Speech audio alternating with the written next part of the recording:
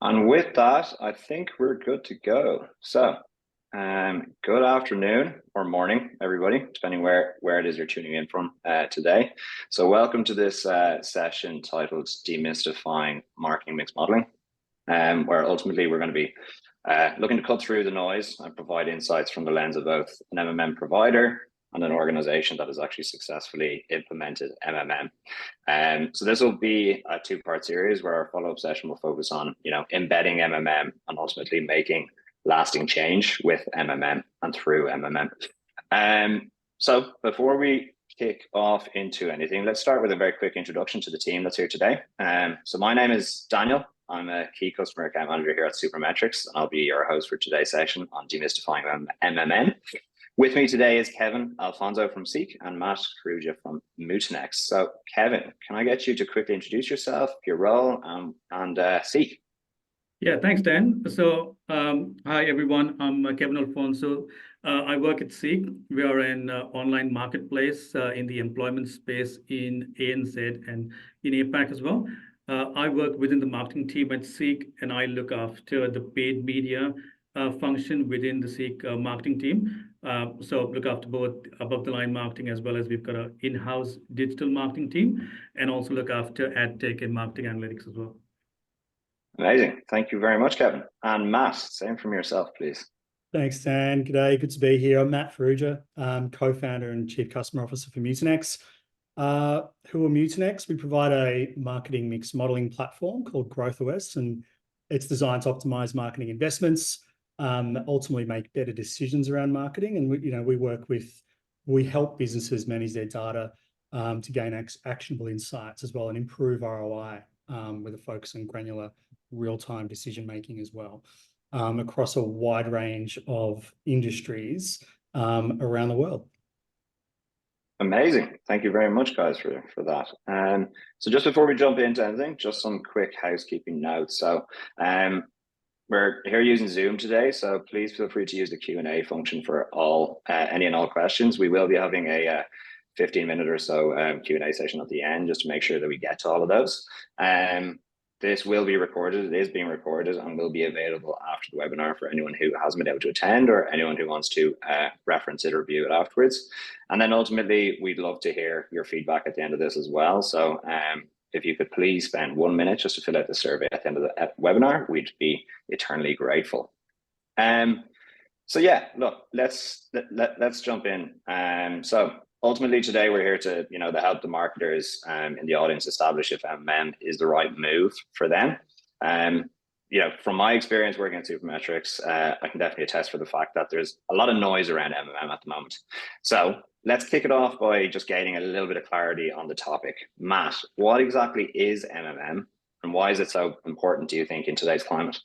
Yeah, good start, Dan. Great questions. To kick off, I think, well, firstly, market mix modeling, MMM as it's referred to, and not media mix modeling, they are different. Market mix modeling, it's a statistical analysis technique. It's used to measure the impact of various marketing tactics on sales and to forecast the impact of future marketing strategies. And it uses historical data to understand the relationship between marketing efforts across a multitude of channels, TV, radio, digital, etc., and other marketing channels, and sales outcomes. And it analyzes these relationships to help organizations allocate marketing budgets and make decisions around growth more effectively.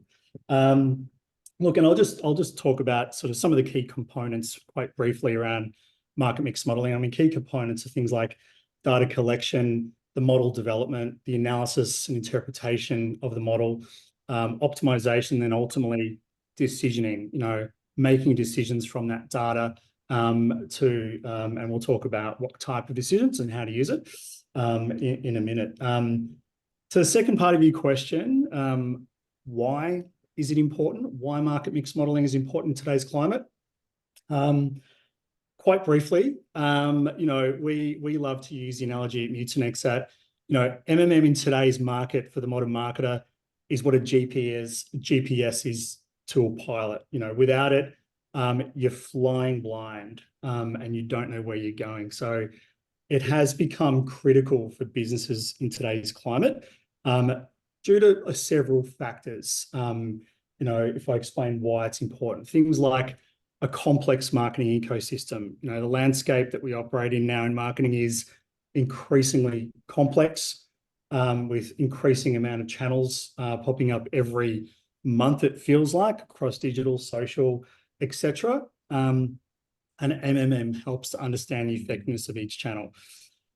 It's also become critical because making decisions from data is now essential across all businesses, and a lot of customers not only are just drowning in data, but trying, and a lot of them are desperate to find the signals from that noise and make the right decision. And MMM is able to enable just that.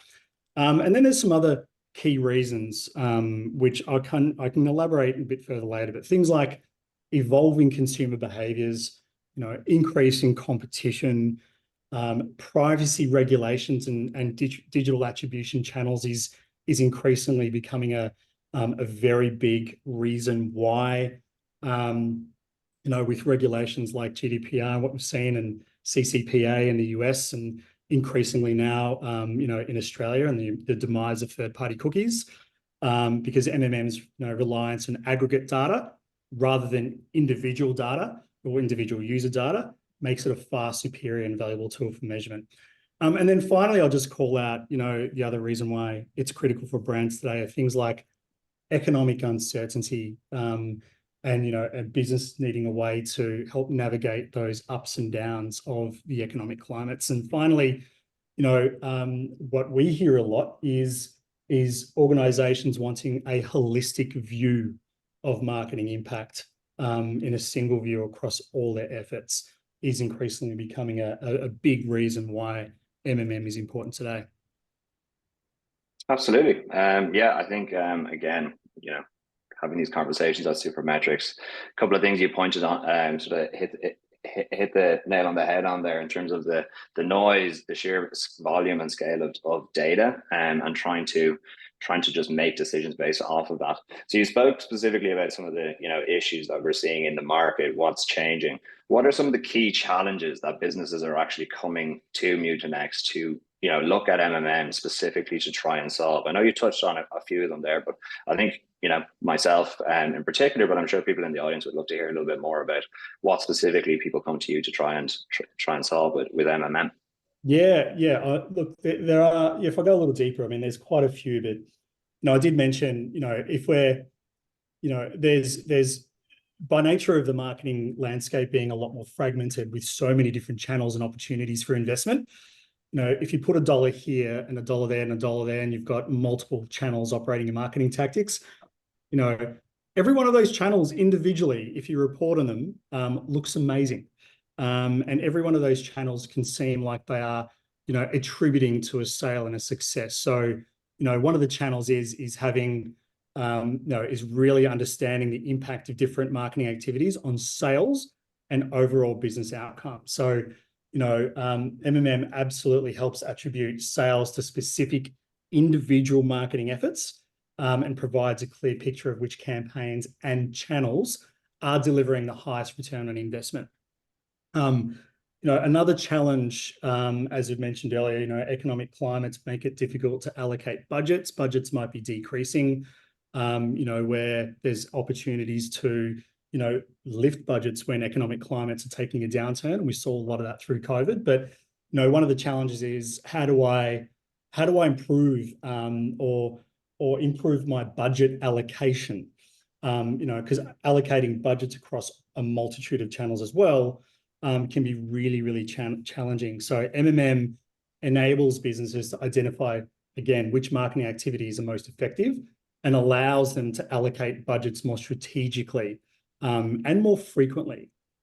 The other challenge I'd just say as well, I mean, when I mentioned a holistic view, and we hear a lot about, unified view, and it's the kind of promise from many analytics platforms, unified view, and it's a term that I kind of, irks me sometimes because it's widely overused. But, gaining a holistic view of marketing efforts, for anyone on this call that's managed multiple digital channels in a campaign, is really, really difficult because integrating data from multiple marketing channels, online and offline, to get a really comprehensive understanding of performance is bloody hard.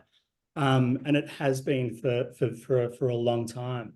So MMM does aggregate that data from all that activity and does connect it to provide a unified view, and also provides a view on how the different channels interact and contribute to overall performance. And then there's also, I mean, I can speak a lot about to the challenges that it solves. It solves all the challenges of the world for marketers, but if I was to highlight some priority ones, and Kev will elaborate shortly on some of the ones that they're solving, what we're seeing a lot lately is reducing wasteful spend. Really managing or understanding your wastage, or where you're spending, knowing where you're overspending and underspending, so you can improve how you can reallocate that spend or drive better experimentation across the business. And also, the other one that we're seeing a lot is really diving into an understanding of how market changes and seasonality are impacting marketing, because we're noticing a lot more, as we're all noticing, the market fluctuations and seasonal trends and competitive actions are happening more frequently, in today's world. So, MMM can absolutely help solve for that challenge. And then, finally, I'll just call out another really big challenge which we're seeing become a priority is MMM is really driving a major improvement in stakeholder communication across an organization for the value of marketing investments, to stakeholders outside of marketing. It's really driving and helping with the literacy of marketing and finance in particular, but also really driving value in stakeholder communication for other functions like organizations, product or sales, even all the way through to procurement as well as what we're seeing. So they're kind of some of the key challenges that we're seeing MMM solve. There are others, but we can touch on them in a minute. Amazing. Thank you so much for that, Matt. Again, you sort of, raised a couple to the top there that I wasn't even familiar with in terms of, how MMM can sort of not just solve for the marketing use cases or the marketing requirements, but also company-wide and other strategic initiatives as well. So very interesting to hear. I think this is a sort of great point to sort of hand it over to Kevin, actually, and hear from Kevin. Kevin, I'd love to understand a little bit about, what brought you and the team at Seek specifically to actually start considering MMM. Let's jump in there. I'd love to hear from you. Yeah, sure. Maybe a bit of background about Seek as well. So we are Australia's leading marketplace for employment. Now, as you can imagine, we have a whole lot of visits coming to our sites as well as business metrics as well. But very often for advertisers, you can kind of attribute visits more to your lower funnel marketing and your performance marketing, but you can't get a complete picture on some of the other parts of your mix as well, like brand marketing, sponsorships, and the likes as well. And that's where MMM really helps, I think, because it gives you a complete impact of your entire marketing funnel. And I like to distinguish something which is attribution and contribution. Sometimes you can look at channels in isolation, and it will tell you, the channels are doing well, but how do they work across that funnel and contribute to each other in the entire life cycle? So that was something we were looking for. The other is just evolving our own media maturity as well. When we looked at our toolbox, we had lots of tools for operational metrics, but individual tools, we've got amazing data at Seek, brand health metrics, brand lift studies, but MMM takes it to that next level where you look at it, and sorry, Matt, I've got to say this word again, holistic, but A looks at it that way, but also it allows us to separate out marketing's impact from some other factors as well, like base sales, external factors, and just talk about marketing's incremental impact on business metrics only. And then we had a big campaign launching in market last year. We had a new brand platform coming in. So we thought it was really the appropriate time to kind of bring in this capability so that it would enable us to optimize that campaign throughout its life cycle and give us some kind of insights in terms of whether it's an ad stop, saturation curves, and continually optimize that campaign. And then, most importantly, as I think with all advertisers, we're constantly being asked to kind of talk about the ROI of marketing efforts in this macro environment that we're all in. There's more scrutiny on cost as well.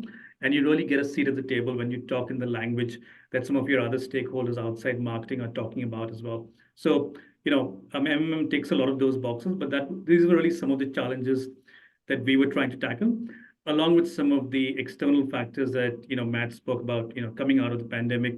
We're using a wider range of marketing channels now, but also consumers' behaviors have changed, where they're now across a whole range of platforms and publishers than we were using even 2 years ago. And then external factors like privacy controls have made some large touch attribution or multi-touch attribution a lot harder to do than they used to be before. So MMM kind of mitigates a lot of those factors as well. And if I was just going to add some of those points as well, Dan, I think Kev made a really good point there. I think, aligning the language or taking the metrics that matter, and we'll talk about metrics in a second. Hopefully, I'm sure there's a question, but I mean, helping inform the language around marketing's impact to the wider business, and speaking the language and unifying that, or making that language a bit more widely understood, is so important and so often missed. And what I mean by that is, we've all seen it and probably been part of it over the years. I mean, if you take a report today to the C-suite and it says this is how marketing is performing, well, we've lifted these metrics around brand metrics, and we got this many likes in social media and this many this many shares and comments. What does that actually mean for the bottom line? Like, what is that actually doing for growth? If anything, what that's doing is really pigeonholing and limiting marketing, as positioning marketing as that growth engine for a business, is what it actually really is. So MMM does really help enable and push marketing to have those more valuable conversations about contribution to the organization's success metrics and bottom line. Yeah, absolutely. I think it's a great point, Matt. And I think you actually beat me to the punch. And I think now is actually a great time to sort of follow up with that in terms of what are the metrics that, like, those, you touched on it very, very lightly there yourself, but what are those specific metrics that actually matter when it comes to MMM? And what are those KPIs that businesses are ultimately chasing? Yeah, no, great question. Do you want me to, Kev, do you want to answer? I can. I'll tell you what, and I'm not a cop-out, but these metrics kind of differ for different businesses. I would say that's where the upfront thinking is really important, even before you start to kind of scope this project. But ultimately, I would say you want to focus on the metric that matters to the key stakeholders in your business and what matters to the bottom line. So, and that's where we will differentiate between business metrics and lead metrics. So, visits and some other metrics that Matt mentioned are lead indicators, but ultimately choose the metrics in your model that are actually, closest to, revenue and your point of sale, I would say is what matters. And that will differ for different businesses. Some sell online, some you might, sell offline, but yeah, and you want to choose, as tough as it is, you want to just choose one metric ultimately, because ultimately you want to kind of have that one-to-one relationship between your marketing investment and then the dollar value of revenue. Yeah, and a great way to explain it, Kevin. And I think if I were to build on that, I'd emphasize, it absolutely, as Kevin said, it does depend on the priority on the business and the category you're in. And also what maturity you're at with marketing, data, and even tech in terms of context to MMM. But, first and foremost, the metrics that matter are the metrics that, your business exists for to drive. Yeah. So as Kevin said, they do differ category to category. If you're in financial services, obviously, you do marketing to drive home loan applications. If you sell soft drinks, you do marketing to, obviously build brands and sell units. But in the context of market mix modeling, to build on that, the metrics that market mix modeling insights and reporting can provide. If I were to list a few, you know, in terms of, and again, these differ and are at varying priorities for different organizations, but ROI is obviously a metric, you know, and just to explain that briefly, what do we mean by that? I mean, it's you know, you can measure the profitability of your marketing investment, you know, when you're comparing revenue generated to amount you've spent on marketing activities, quite simply. But then it's other things, like we said, we can break down the sales contribution can become a metric, the incremental sales, which Kevin mentioned earlier, you can isolate. It is so critically important for a marketer today to understand and know your incremental sales, even at a monthly level. And that's also a metric you can define with MMM. And then there's, you know, marketing efficiency. Then there's media spend effectiveness. And I'll just call it a couple more. Elasticity is also, you know, there can be metrics around elasticity, which what I mean by that, for those unfamiliar, is it's the sensitivity of sales to changes of your marketing spend, and help you understand how to allocate budget around that. And the final one, in terms of the metric, which I'll call out, there's also lots more, but these are some of the more common ones, is, you know, ad stock or decay rates are a metric as well. Like ad stock, for those unfamiliar, are, you know, the prolonged effect or the rate of decay or effect of marketing activities over time, and how quickly the effect of your advertising diminishes. So that helps you with creative messaging, for example. So they're just some of the key metrics that we see are really, really important, driven by MMM. Okay, that was great, guys. Thank you so much for all that. I think now is actually a great time to pivot and actually pop up one of our polls. I failed to mention the first one that popped up at the beginning of the session, but we're going to share another one now, and this one is particularly relevant given what we were just discussing. But ultimately, we want to hear from the attendees today about the challenges that they're facing when it comes to measuring the effectiveness of marketing efforts. So we've listed a range here, and we'd love to hear in the chat, you know, in terms of the specific ones, whether these are relevant or whether there's other ones specifically that they're looking at as well. In the meantime, though, I know we've sort of covered off the specific metrics and that matter and the business challenges that we've spoken about, but I suppose, you know, this is probably one for Kevin specifically in terms of your experience of this MMM implementation. You know, what were the biggest key learnings for you as you got this off the ground from where you started and to where you are today? Yeah, I'd say data quality is probably you know, one challenge that kind of we faced. And you know, we are a business that has a lot of data and pretty well organized data, we thought. But you know, we did come across some unforeseen challenges because you're talking about historic data, you know, going back, say, about 4 to 5 years. And when you consider that a lot of that data kind of overlapped with, you know, a period of, I guess, up and down change in the market, given that it kind of took over the COVID period as well. We're also working with multiple digital platforms, agencies, and vendors. We did kind of come across some challenges with maybe some inconsistencies of data and you know, incompleteness. This is something, you know, that I'd say because a lot of people doing it for the first time might encounter as well. And obviously, you know, we have a great partner in Mutinex that kind of helped us. They've got a great platform that also allows us to kind of share data in a very secure way. You know, Dan, your team at Supermetrics also obviously enables some of that data transfer. So I'd say the data quality and the infrastructure, we kind of had to set up connectors that maybe we didn't have before, and maybe, you know, intervene in some cases to kind of get their data as robust as possible. You know, data garbage in, garbage out, as they say, but that quality of the data is so important. So just a few, I guess, hiccups along the way, but also some new learnings for us also. But once set up, you know, everything just gets smoother as you go along. Okay. And Matt, what about, you know, your experience in dealing with, you know, customers that come to you, or, you know, people that come to you looking to Mutinex to help with their MMM? You know, what are those specific, you know, learnings or takeaways that you've seen over the years that you might be able to give back to the audience today in terms of that implementation stage, your first time being introduced to MMM? Yeah, look, I think Kevin pointed out a couple of the main ones, and I've just seeing the poll results come through now. But if I was to look at that, I mean, first and foremost, I mean, we see data quality and integration, and I also preface this by saying, well, I'm going to talk about the challenges of implementing an MM solution.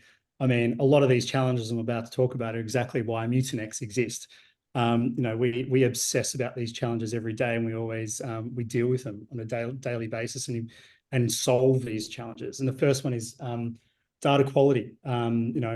It is poo in, poo out, so to speak politely. We've all heard that, but we've got to ensure that data is accurate, it's complete, and it's coming in from the multiple sources that's required. And what I mean by multiple sources, there are sales data sources and finance data sources, etc., and marketing as well. I mean, marketing comes from there's probably a lot of internal platforms in the organization, but also there is paid media data sources that come through various places and also vendors, so there are means to help solve for those as well, and improving methods there, I might just say. But inconsistent or missing data can lead to incorrect outputs. So yeah, I mean, I just want to stress that you're going to be working with really solid data management systems with clear processes and protocols for collection, and then it's rinse and repeat. The other one is like alignment with business objectives. I know we touched on this early, but without aligning with the business up front, it's marketing pushing poo uphill, if that makes sense, and driving their own agenda into and upwards in the organization. So, learnings from us is that we've seen great success, and Kevin has done an incredible job at this as well at Seek with his team. I mean, aligning with those objectives right from the start means that this solution is not there just to solve for marketing. It's there as the growth, utility for the organization, which is really, really important. Look, and there's a couple of things, and I'm seeing the poll come through as well. I mean, these MMM programs or solutions, can be resource intensive on the customer side. It's okay to have it's one thing to have an appetite to do it and a need for it, but it's another thing if you're choosing a vendor or a solution that has a method or an approach that does require a heavy resource burden on your organization. And I can probably attest to many on the call here who are in marketing and manage teams or manage teams and hire teams and build teams. It's not as if you have a myriad of analysts doing nothing and ready to go when you say you want to kick this off. So and applying for additional FTE is difficult these days, in increasing headcount. So you've got to have that case, building that case to, have that. So, working with a vendor that really understands resource allocation and works with you so they're not a burden as such is really, really important. And then I'm just going to have a quick look at the poll, actually, and I'll see if I can address any of these key ones. I mean, we spoke about sales in a bit, obviously attributing sales. Limited access to relevant data, absolutely. That's a consistent one. I'd probably say there's an opportunity that I've seen with brands who enter this program, especially with us. I can only speak on customers who work with Mutinex, have really used our solution as an opportunity to gain access to relevant data and also reassess their internal kit around analytics as well. So it's kind of had that double value point there. Inconsistent data, absolutely. We did speak at this. And lack of expertise in marketing, I'll touch on that. There's historically with the historic approaches to MMM, when there's been let's do this massive audit, let's build this massive presentation, and in the final endpoint or output of this, an MMM study over 6 to 8 to 9 months has been a 500-page PowerPoint pack. That takes a lot of expertise to read through, disseminate that information and find those insights. That is absolutely a big challenge that we see.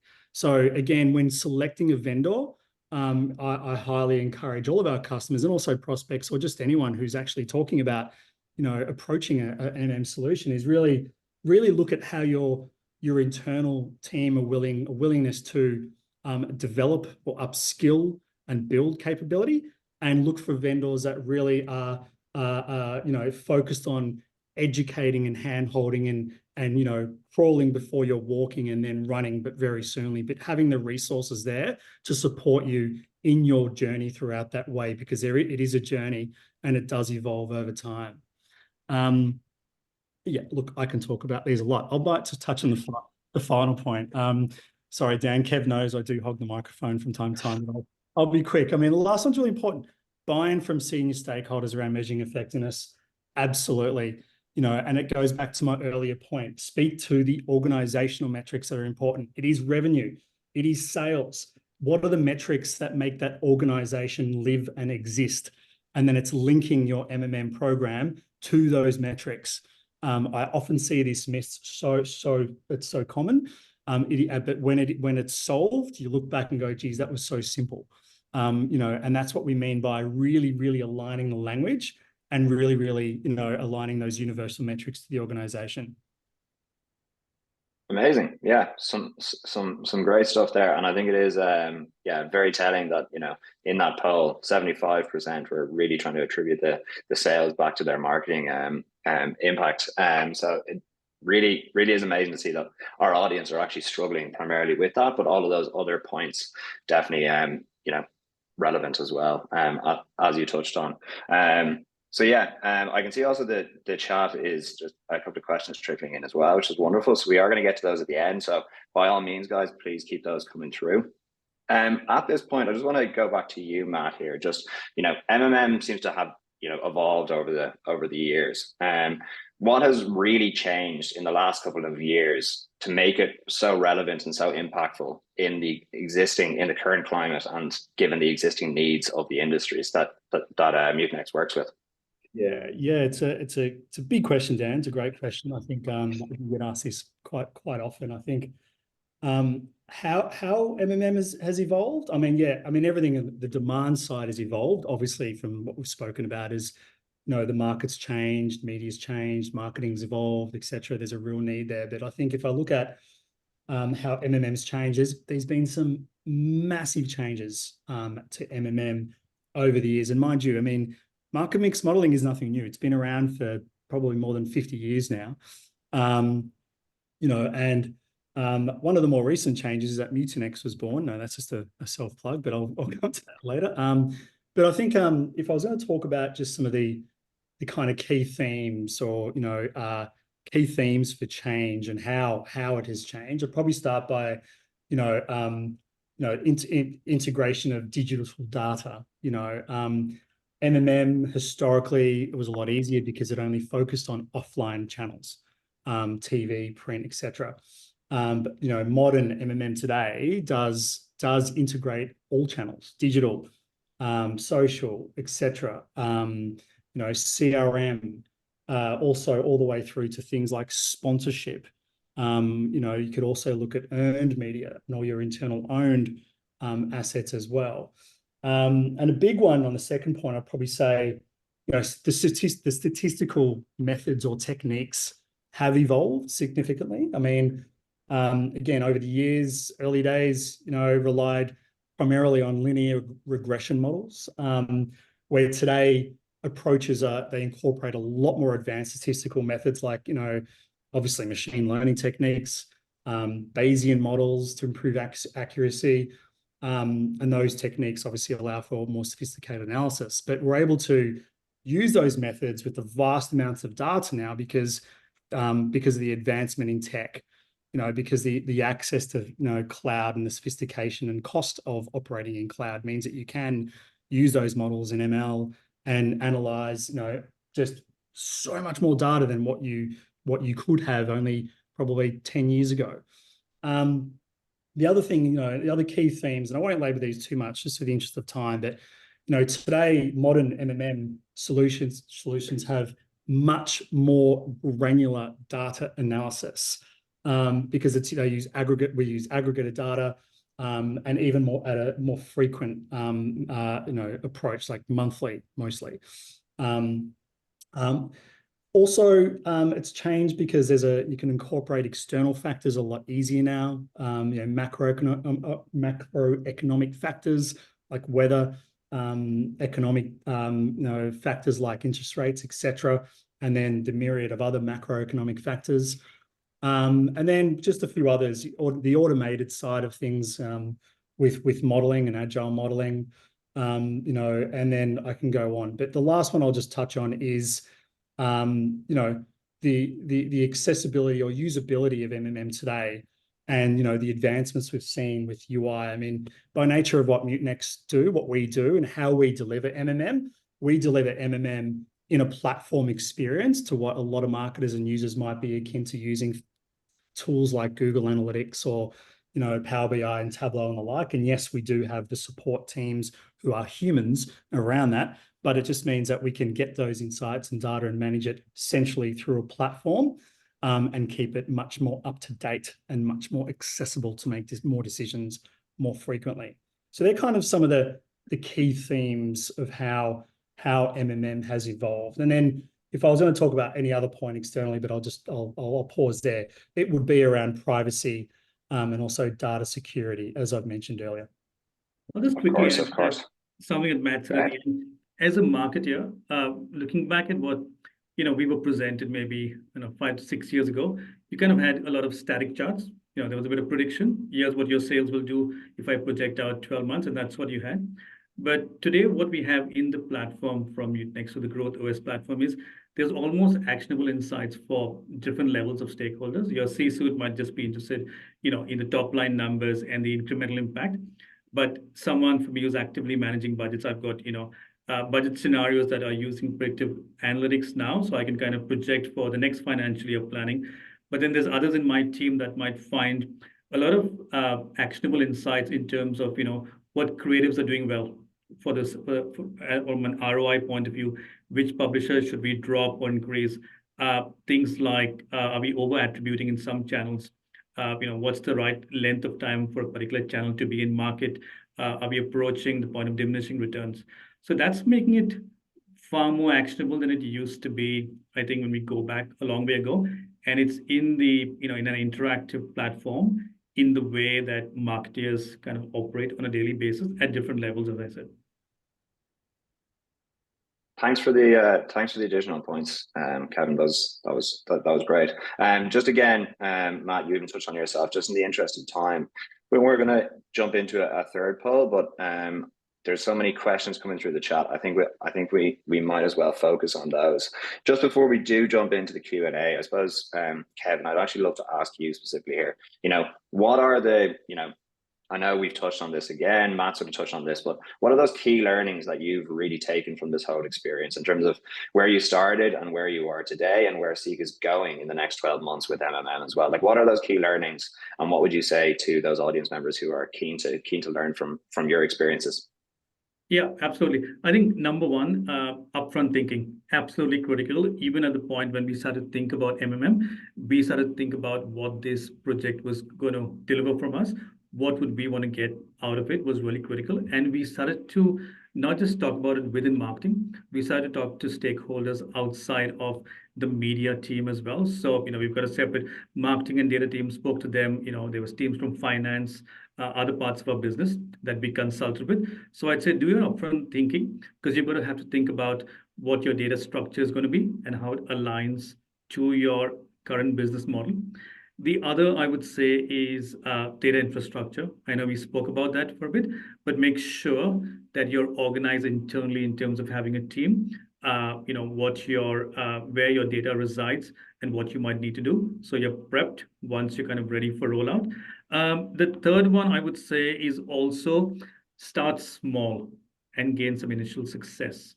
What we are doing is we've got an active campaign in market, and we've started to make a few optimizations on that campaign, kind of either adding in channels or opting out channels, so we can build some success and some experiments which will kind of resonate quickly internally. So we're starting small with some of those wins, I would say. And finally, I'd say choose the right partner to kind of partner with you. You need a partner that understands your business, who can take all the context that you have about your business and kind of work with you to build the right model in MMM, because there could be a lot of different models and you don't want to go down the wrong path. For us, what was really important, as we kind of started to work with Mutinex, was that they had a very clear product roadmap, for a long time. So as our business evolves, we could see that there was a roadmap that would kind of adapt to how the landscape was changing, but also our business. Yeah, look, you've got to think about complementary capabilities as well. We are a strong business, but there are certain things that Mutinex brings to the table that we don't have or we couldn't build ourselves through the journey as well. So I'd say just a couple of things for people to think about if they're embarking on MMM for the first time. Amazing. Thank you so much for that. I'm sure a lot of those were definitely very new to our attendees today. But again, in the interest of time, we have about 15 minutes left. I want to make sure that we answer as many of their questions as possible. So thank you so much for that, Kevin. What we're going to do, we're going to jump into the chat now and just answer a couple of these. And I think you actually touched on it there yourself a moment ago, Kevin, in terms of the sort of how to get up and running. Where do you start? So one of the questions here is, what are the minimum or basic requirements to run an MMM study? So I'm going to start with you, Kevin, and then I'm going to hand it over to Matt as well to just give a little bit more insight into that as well. Yeah, look, you want to have a minimum amount of historic data so that, and Matt's the expert here, so I'll let him build on that. But I'd say making sure that you've got access to about at least 4 years of historic media spend and sales data. So that allows the model to kind of take a whole lot of history so that your predictions are stronger and your inputs. We chose that long a period solely because we want to get some data from the whole COVID period when, there can be a lot of kind of ups and downs in your data and shifts in spend. So we want to make sure that we got some data from prior to that as well, apart from having, a fairly robust data. And obviously having it as granular as you can as well, ideally to the weekly level, I think is best. So I'd say having that in place first is good. And then just aligning to some of the points I mentioned earlier, which is making sure you understand your own business really well.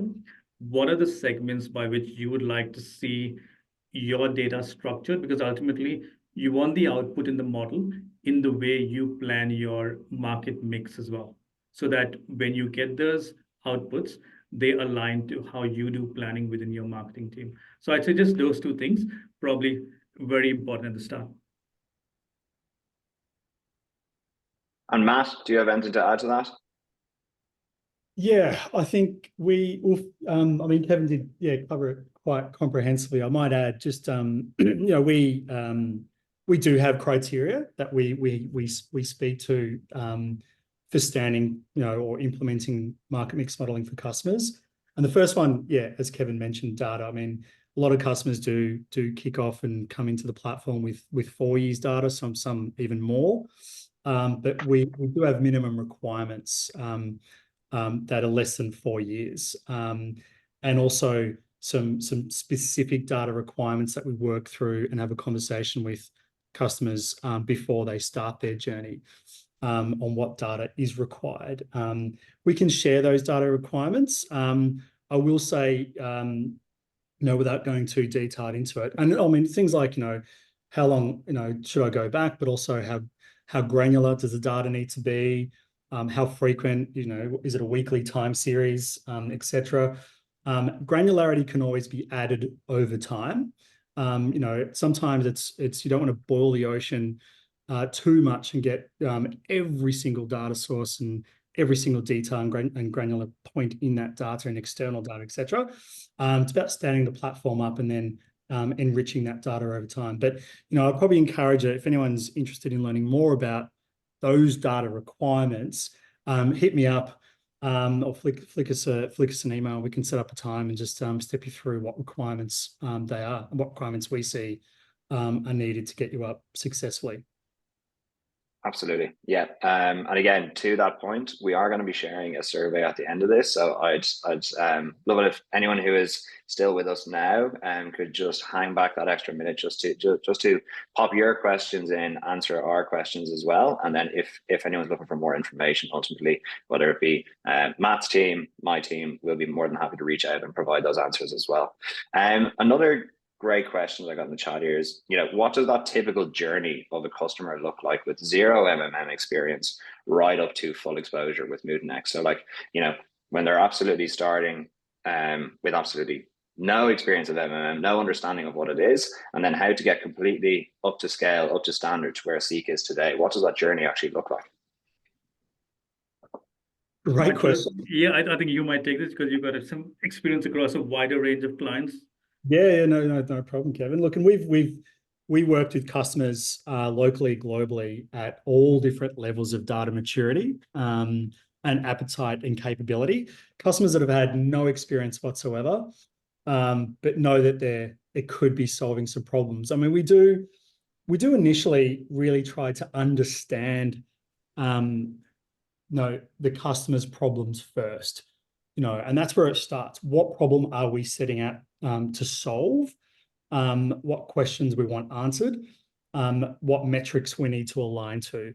And then we're our team, we've got an exceptionally talented team across our marketing science team, our account managers, and also our sales team that are very experienced in having these conversations about what I've just said and asking those conversations. Once we understand what you're setting out to achieve, then we can structure, or at least, put what's required to go forward and really provide the information or support that you need every step of the way. And each step is kind of gated. And we make sure that it's understood and all questions are answered along the way. And it is really holding your hand along the way, and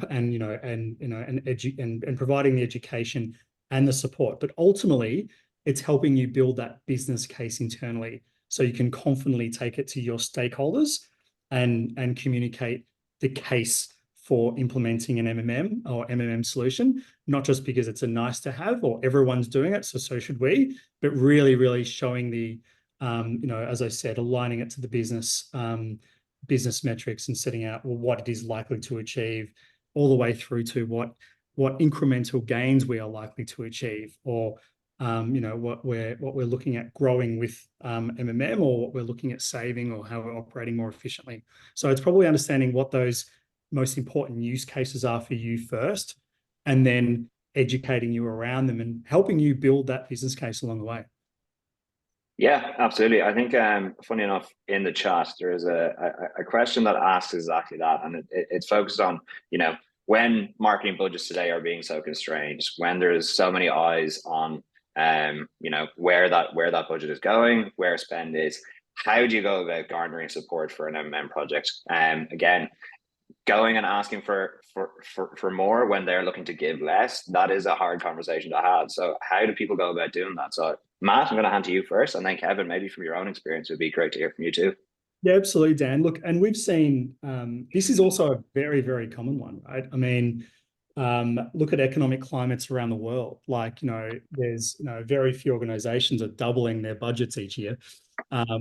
So, accountability is rising. Organizations are expecting more from less. That is just a universal truth right now. So, what we've experienced, and even, going through COVID, coming out of COVID, all of that, that occurred. So, I mean, it starts with, if your budgets are constrained, we see a bigger need for having a market mix modeling solution in place. Why? Because you can quickly understand what will happen if you reduce your budget and the negative impact that may have to your business. It's very difficult historically, and still a lot of organizations find it difficult to really defend a budget, a budget reduction without the data. And we've seen quite a few case studies where organizations or, CMOs have been, requested to reduce their marketing budgets.